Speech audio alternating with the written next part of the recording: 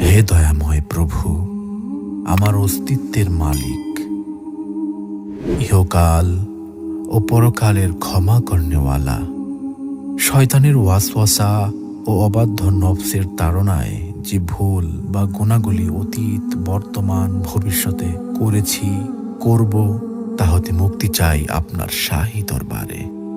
আপনি সব পারেন।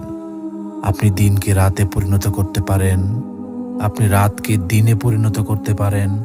আপনার কুদরত ও ক্ষমা সব কিছুর ঊর্ধ্বে।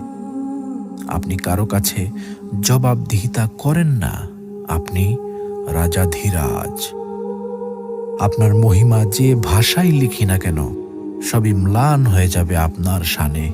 পাপের ভুবনে পাপে পূর্ণ আমি, শত সহস্রবার ভূপৃষ্ঠে কপাল ঠেকিয়ে আপনার নূরের চরণতলে ক্ষমা চাই। হে প্রভু দয়াময়, ক্ষমা করুন নিজ গুণে।